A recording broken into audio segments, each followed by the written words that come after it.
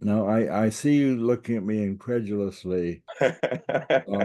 We then did that to forecast changes in the silver commodity market so that um, each Monday for 9 weeks, I worked with a very well, proficient psychic named Keith Harari.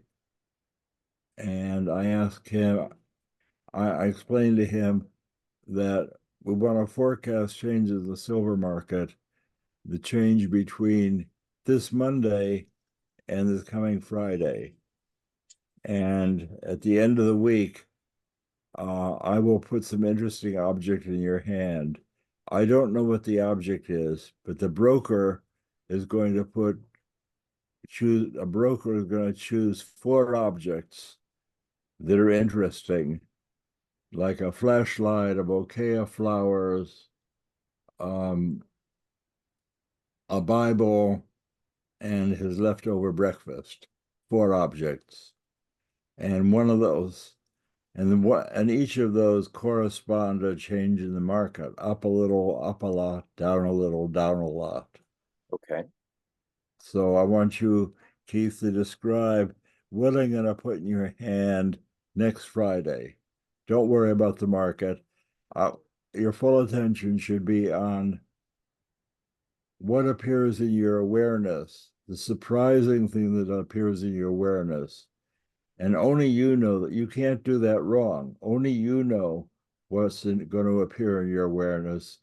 Don't guess at anything. Just tell me what you're going to experience.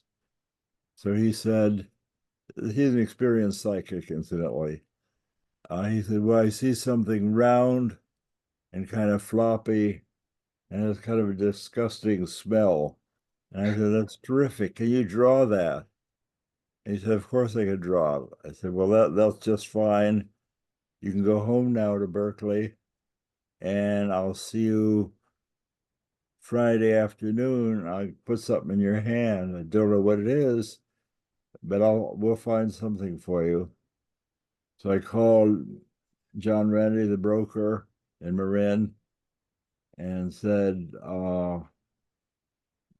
tell me about your four objects. And he named his flashlight, his flowers, leftover breakfast, and whatever else I named.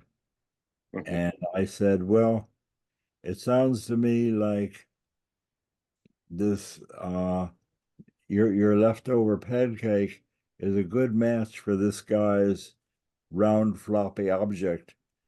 What does the leftover pancake correspond to? He said, well, let me look. He said, well, that corresponds to down a lot.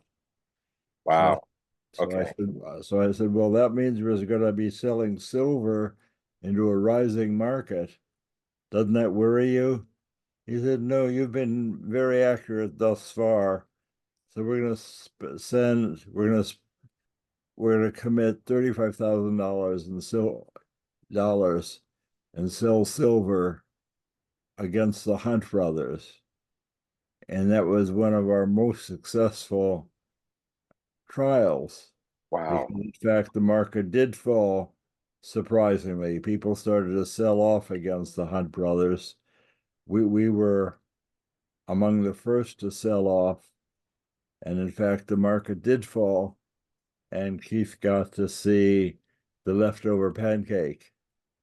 So we call that associative remote viewing. That is, a person is not able to read the numbers on the big board of the commodity exchange.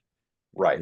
The reading is a analytical task, and psychic functioning doesn't work for analysis. But you can read what you're going to experience or what you're going to have in your hand. So we call this associative remote viewing because you are able to experience the thing that's associated with what you're trying to guess. And we were 9 out of 9 correct for that and made $250,000. And if you take a look at my new book, Third Eye Spies, we have that page from the Wall Street Journal where they talk about psychic firm makes a killing in this commodity market. That is incredible.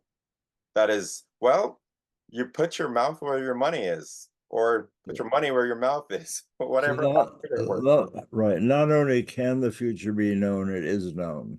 Yes.